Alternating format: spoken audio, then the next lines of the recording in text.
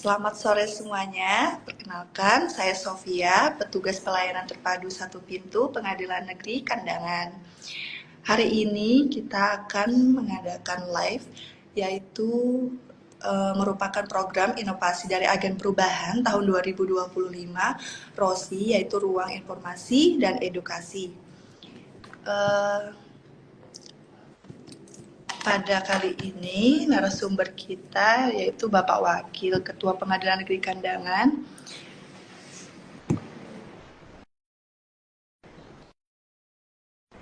yang akan bergabung sebentar lagi pada live kali ini. Halo Pak, sudah bisa Pak? Halo Sofi, sudah bisa ya? Oke. Ya, Iya, putus-putus nih. Masuk ya Pak ya, kita mulai ya Pak. Bapak ini merupakan Bapak Wakil Ketua Pengadilan Negeri Kandangan, yaitu Bapak Eko Setiawan SHMH. Apa kabar hari ini Pak? Baik, Alhamdulillah Sofi, ya. Sehat ya Pak? Alhamdulillah. Oke. Kita mulai ya Pak, pada Baik. live IG kali ini. Boleh izin ke Bapak Wakil Ketua untuk sedikit menjelaskan tentang Badan Peradilan, Pengadilan sebagai institusi lembaga, dan Pengadilan Negeri Kandangan sebagai satuan kerja di wilayah hukum Kandangan Kabupaten Hulu Sungai Selatan. Kepada Bapak dimohon untuk menjelaskan sedikit Pak. Baik, terima kasih. Assalamualaikum warahmatullahi wabarakatuh. Alhamdulillah Rabbil Alamin. Ahmadu nusalli nusallim ala rasul karim amma ba'du. Sebelumnya kami ucapkan terima kasih kepada interviewer wawancara Mbak Sofi atas undangannya untuk mengisi acara ini, dan perlu kami sampaikan bahwasanya sebagai pimpinan Pengadilan Negeri Kandangan, kami turut mengapresiasi dan memberikan penghargaan yang setinggi-tingginya kepada Agen Perubahan yang telah membuat suatu program ROSI, ya, Ruang Informasi dan Edukasi.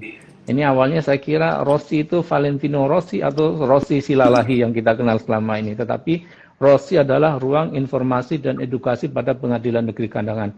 Mudah-mudahan ke depan ini bisa berjalan terus dan memberikan kemanfaatan dalam penyebarluasan informasi, terutama tentang layanan terkait yang ada di Pengadilan Negeri Kandangan.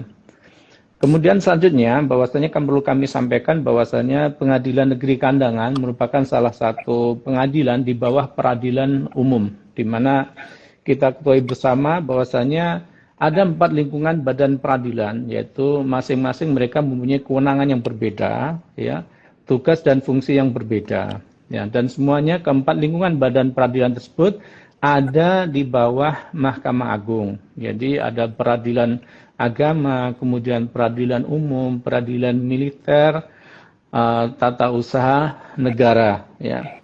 Itu keempat lingkungan badan peradilan yang ada di bawah Mahkamah Agung, dan kita Pengadilan Negeri Kandangan berada di bawah lingkungan badan peradilan umum, ya. Dan kita mempunyai beberapa kewenangan yang kita berikan, yang diberikan oleh undang-undang, dan kita bisa laksanakan bahwasanya lingkungan kekuasaan kita, kewenangan kita hanya di wilayah Kabupaten Hulu Sungai Selatan, ya.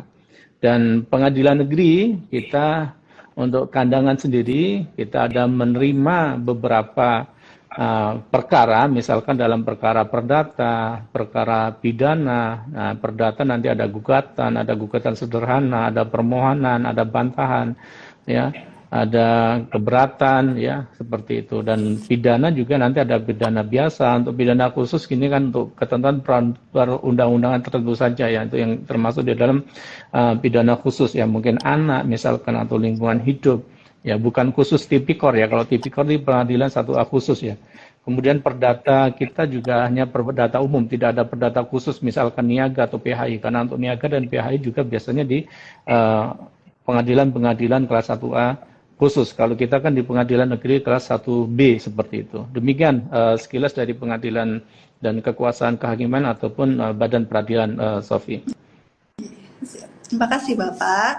Nah, jadi teman-teman semua sudah tahu kan apa saja yang dimaksud dengan peradilan dan pengadilan.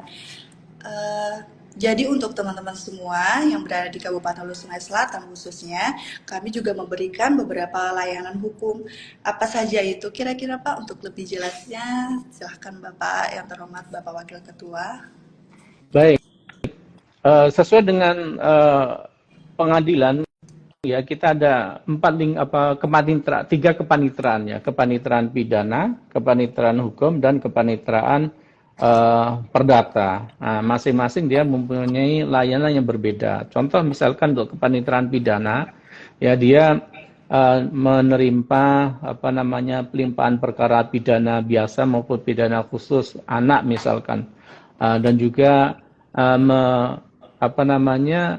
menerima permohonan ataupun perpanjangan, misalnya perpanjangan penahanan, kemudian masalah permohonan penyitaan, penggeledahan, kemudian permohonan untuk uji atas pra-peradilan misalkan terhadap suatu objek pra-peradilan, misalkan sah tidaknya penahanan, sah tidaknya penangkapan, sah tidaknya penggeledahan, sah tidaknya penyitaan atau penetapan tersangka. Seperti itu untuk di lingkup kepanitraan pidana. Sedangkan untuk di lingkup kepanitraan perdata, ya sebagaimana tadi kami sampaikan bahwasanya kita menerima permohonan perkara, misalkan perkara permohonan atau perkara gugatan sederhana yang nilai kerugiannya di bawah 500 juta misalkan, baik itu perbuatan melawan hukum maupun investasi, maupun juga perkara gugatan. Nah, kalau gugatan mungkin misalkan sengketa terkait hak milik,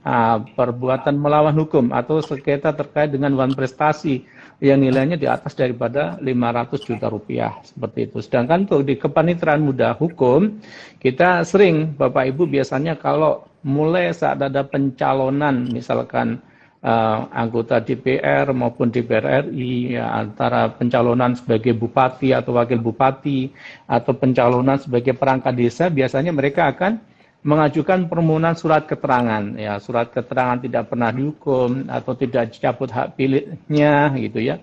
Itu biasanya mereka ajukan di pengadilan negeri di wilayah hukumnya masing-masing. Kalau di kita pengadilan negeri, ya wilayah hukumnya adalah Kabupaten Hulu Sungai Selatan. Demikian, Sofi. Ya, terima kasih Pak, sudah sangat jelas sekali apa yang telah disampaikan tadi.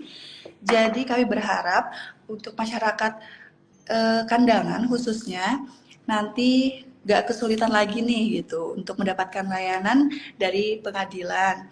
Dan juga silahkan langsung datang ke kantor ya Pak ya, jika ingin berurusan atau ingin menanyakan apapun dengan mudah tentunya, minim biaya, terbantu dan cepat. Kami juga akan melayani masyarakat dengan 5S, yaitu senyum, sapa, salam, sopan, dan santun. Dan juga kita ada layanan unggul dan prima ya Pak ya, yaitu profesional, ramah, inovatif, melayani, dan juga akuntabel. Akuntabel, betul.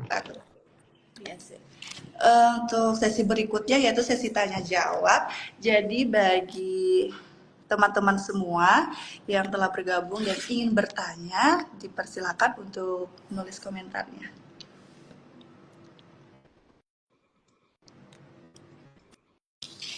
Kami tunggu, jadi yang ingin bertanya silakan komen saja.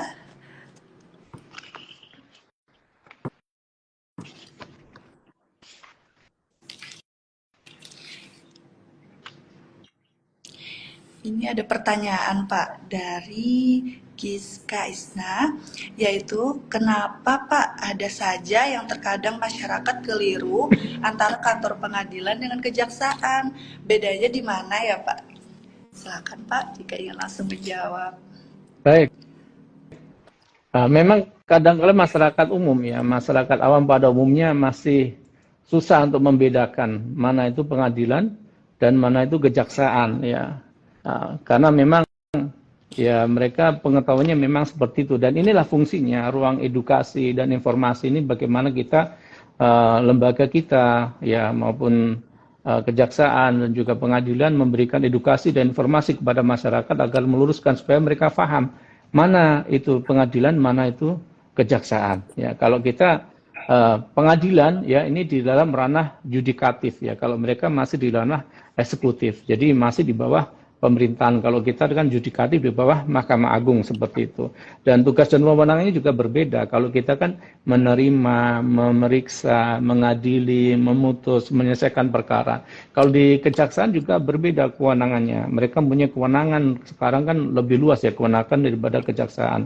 Bisa melakukan penyelidikan, penyidikan, kemudian penuntutan dan pelimpahan perkara kepada pengadilan, dan juga kejaksaan ini juga punya fungsi untuk melaksanakan penetapan ataupun putusan daripada pengadilan ya seperti itu ya, sedikit daripada. Dan bedanya kita juga sebenarnya masyarakat seharusnya bisa membedakan mana itu kejaksaan daripada pengadilan dari seragamnya. Kita punya seragam kebanggaan biasanya kalau Senin kan biru putih reformasi birokrasi seperti itu dengan logo Mahkamah Agung seperti itu. Kalau kejaksaan berbeda ya. Demikian. Siap, terima kasih Pak. Jadi kami juga sering kadang Pak menemui masyarakat yang datang, ini kantor kejaksaan ya gitu. Padahal bukan gitu, jelas pengadilan. Jadi kami arahkan lagi untuk ke kejaksaan gitu. Memang sering itu Pak.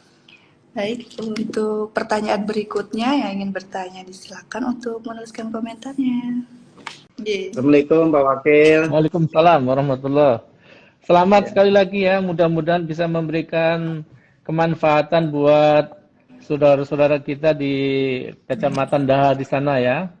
Amin, insya Allah. Insya Allah bukan hanya di Daha tapi HSS lah dan secara umum. Ya.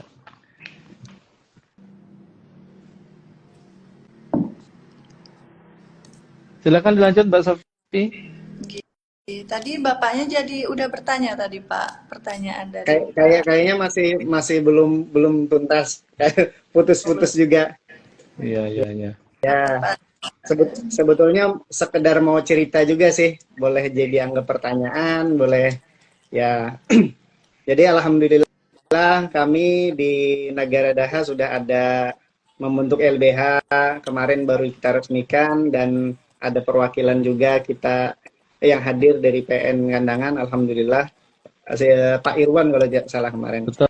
Jadi memang Panitra Muda Perdata, Pak. Iya. Jadi memang tujuan kami LBH di sini kan negara Daha ini kan agak terpisah, Pak. Letak geografisnya dengan Kandangan kan jauh lah. Okay. Kalau ke sini sekitar 30 kiloan. Jadi masyarakatnya agak kesusahan akses untuk pelayanan hukum. Kantor pengacara pun tidak ada di sini. Nah, jadi makanya kami berinisiatif untuk membentuk lembaga bantuan hukum negara Daha. Ya memang karena ini lembaga baru, ya namanya baru lahir, belajar ngangkat leher dulu, merangkak, ya baru bisa berjalan sama berlari lah. Nah, ya karena proses kita kan ada memang mengalami kendala Pak Wakil, kendala-kendala dalam hal salah satunya pendanaan. Karena kan namanya lembaga bantuan hukum tentu ada program-program bantuan hukum kan, baik ada konsultasi, pendampingan, apalagi kalau sudah ke jalur litigasi. Nah, itu kan ada biaya-biaya yang memang harus ada kan. Tapi memang karena kami ini dibentuk masyarakat yang belum ada donaturnya juga, dan kendala yang paling utama adalah kita masih belum bisa akreditasi. Nah, akreditasi ini kan yang paling penting karena kerjasama dengan pemerintah. Pemda kan sudah punya Perda Bantuan Hukum, di PN juga ada Posbakum, cuman di Pemda maupun di Mahkamah Agung dalam hal ini dilaksanakan oleh pengadilan-pengadilan itu mensyaratkan akreditasi kan Pak ya, akreditasi. Betul. Nah, sedangkan kami ini yang belum terakreditasi tadi ya tentunya tidak bisa untuk bekerja sama dengan lembaga pemerintah dan maupun pihak PN. Nah, kami sebetulnya berharap juga sih Pak, di dalam Perda itu, di dalam peraturan di Mahkamah Agung sendiri pun ya memungkinkanlah lembaga-lembaga bantuan hukum baru berdiri ini tadi supaya bisa menuju akreditasi bisa melakukan kerjasama juga. Cuman memang harus ada pengaturan yang berbeda dengan yang sudah terakreditasi. Cuman supaya bisa berjalan, bisa merintis untuk menuju akreditasi tadi, ada peluang-peluang untuk melakukan kerjasama. Nah, itu yang saat ini jadi kendala kami dalam hal pelaksanaan program maupun kegiatan. Tapi itu tidak menghambat kami untuk memberikan pelayanan. Kami artinya walaupun tidak mengelola dana yang bekerja sama dengan pihak-pihak pemerintah maupun pengadilan, ya kalau ke orang konsultasi kan kita tidak memerlukan modal kan, cuman memerlukan pikiran lah. Konsultasi, membuatkan draft dokumen hukum, membuatkan draft perjanjian-perjanjian, artinya itu tidak memerlukan uang kan, hanya memerlukan pikiran. Artinya yang bisa kami lakukan, kalau di desa-desa sini saya sudah mencoba melakukan kerjasama penjajakan dengan pihak-pihak desa, pihak kecamatan yang untuk melakukan penyuluhan hukum yang dilaksanakan oleh pihak-pihak desa maupun kecamatan yang dananya melalui dana mereka gitu. Nah, kami yang memberikan materi misalnya. Ya itu mungkin Pak yang kendala kami yang lembaga bantuan hukum yang baru lahir ini yang harus melaksanakan program dan tujuan dari lembaga bantuan hukum itu sendiri, Pak. Mungkin boleh nanti diberikan nasihat-nasihat ke kami, nasihat atau saran-saran biar kami ini tetap semangat untuk melaksanakan bantuan hukum ini, Pak Wakil. Baik. Nanti untuk masukan dari Bapak nanti akan kita coba untuk akomodir dan juga kita sampaikan kepada pimpinan gitu ya, terutama kepada lembaga-lembaga bantuan hukum yang memang belum terakreditasi agar bagaimana bisa mengikuti nanti misalkan kalau ada pelelangan posbakum gitu kan maksud Bapak kan? Betul. Ya, nanti kemarin kita saya juga ngecek harus akreditasi. Ya. Baik Pak, siapa tahu ada pengecualian tuh daerah-daerah tertentu, misalkan kan gitu yang lembaga akreditasinya tidak ada, kayak di Hulu Sungai Selatan sendiri kayaknya nggak ada lembaga bantuan hukum yang terakreditasi Pak, lebihnya mereka ikut bergabung dengan salah satu lembaga yang terakreditasi. Kalau di Kalimantan Selatan mungkin belum banyak rasanya, cuma 7 atau rilis kemarin, nggak sampai 10-an lembaga bantuan hukum yang terakreditasi yang boleh mengikuti lelang posbakum. Mungkin salah satunya cara mungkin Bapak bisa bergabung dengan salah satu di antara mereka, itu salah satu yang pertama. Kemudian yang kedua, Bapak, kita juga di Pengadilan Negeri Kandangan ada beberapa perkara yang memang ancaman tindak pidananya di atas 5 tahun begitu. Sementara ketentuan pasal 56 kan wajib didampingi penasihat hukum kalau memang yang bersangkutan tidak mampu atau tidak dapat menyediakan penasihat hukum tersendiri begitu kan. Kita bisa juga Pak melakukan penunjukan tetapi dengan prodeo ya Pak ya, itu ya prodeo itu gratis ya seperti itu. Tetapi yang coba nanti Bapak cari informasi kalau seandainya kita ada penunjukan beracara prodeo secara gratis terhadap perkara-perkara tertentu yang wajib didampingi penasihat hukum, apakah bisa itu dimintakan ke Kementerian Hukum dan HAM, karena sepengetahuan kami Kementerian Hukum dan HAM juga mengelola terkait anggaran untuk penunjukan yang prodeo seperti itu Pak. Nanti Bapak coba bisa tanya ke sana ya Pak ya. Baik. Itu mungkin yang bisa kami sampaikan ya, 2 hal itu Pak untuk Bapak. Baik. Terima kasih Bapak atas saran-sarannya. Nanti saya komunikasikan juga dengan Kementerian Hukum dan kebetulan ada juga saya yang kenal dengan yang biasa melakukan akreditasi tadi. Nanti saya coba tanya-tanya lah. Oke, baik. Terus Bapak ada sertifikasi untuk mediator nggak Pak? Saya belum, Pak Wakil. Saya belum ada ya. sertifikasi. Jadi memang kalau di pengadilan seandainya memang ada perkara-perkara perdata yang wajib untuk kita lakukan mediasi, kami kan bisa melakukan penunjukan untuk jadi mediator seandainya Bapak memang punya sertifikasi mediasi. Nah, nanti kalau memang Bapak sudah ada, ya silahkan aja nanti didaftarkan di kepaniteraan sini nanti supaya diterbitkan keputusan ketua sehingga Bapak nanti bisa beracara untuk menjadi mediator di sini. Siap Bapak, insya Allah nanti kalau sudah ikut sertifikasi mediasi akan kami sampaikan lah dengan baik. PN Kandangan.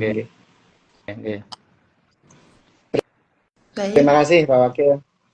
Baik, sama-sama Bapak. Terima kasih Bapak atas pertanyaannya tadi. Jadi udah jelas ya Pak ya gimana Jelas tadi? ya. Ini, Pak. Jadi ingin bertanya lagi, para teman-teman yang ingin bertanya dipersilakan untuk menulis komentar. Kalau masih ada pertanyaan silakan teman-teman live kali ini.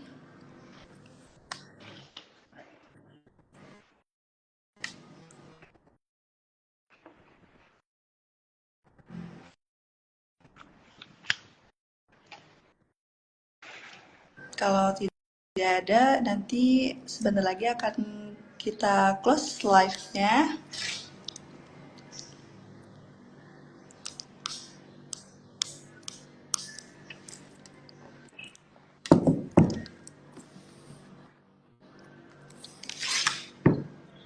Oke.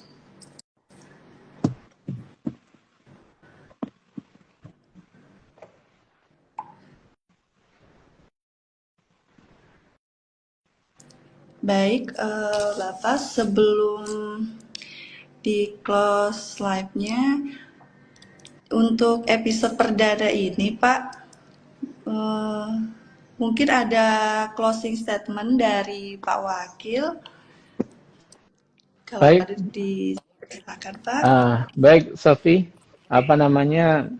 Pengadilan Negeri Kandangan tentunya akan memberikan pelayanan yang terbaik buat pengguna layanan dan pencari keadilan yang ada di Kabupaten Hulu Sungai Selatan, dan kami terus berbenah dan berusaha untuk lebih baik lagi. Untuk itu kami mengharapkan ya dan membuka peluang kepada Bapak Ibu warga Kabupaten Hulu Sungai Selatan untuk menyampaikan saran kritik untuk perbaikan daripada layanan kami di Pengadilan Negeri Kandangan. Dan terakhir kami sampaikan bahwasanya Pengadilan Negeri Kandangan di dalam memberikan pelayanannya ya itu tidak meminta, tidak memohon ya pemberian gratifikasi dalam segala bentuknya ya sebagaimana yang diamanatkan oleh Ketua Mahkamah Agung yang mulia Ketua Mahkamah Agung RI, dan manakala ada warga Kabupaten Hulu Sungai Selatan yang memang ada pihak-pihak yang memanfaatkan untuk menghubungi ya kemudian menjanjikan akan membantu dan memproses kemudahan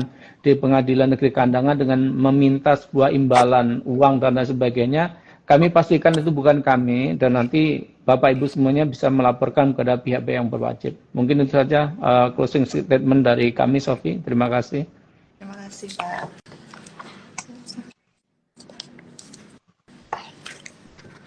Baik, sekali lagi terima kasih kami ucapkan kepada yang terhormat Bapak Wakil Ketua Pengadilan Negeri Kandangan, Bapak Eko Setiawan SHMH yang telah berkenan hadir sebagai narasumber dalam program Rosi kali ini. Dan terima kasih juga bagi teman-teman yang telah bergabung di live IG pada Pengadilan Negeri Kandangan. Jangan lupa ikuti terus program inovasi agen perubahan tahun 2025 yaitu ROSI, Ruang Informasi dan Edukasi, setiap hari Jumat pukul 15.00 sampai dengan 15.30 WITA. Dan jangan lupa follow juga IG @PN Kandangan untuk mendapatkan banyak informasi kegiatan kantor kami dan layanan hukum lainnya. Baik, saya Sophia pamit undur diri. Selamat beraktivitas kembali, Pak. Sampai jumpa. Assalamualaikum. Waalaikumsalam warahmatullahi wabarakatuh.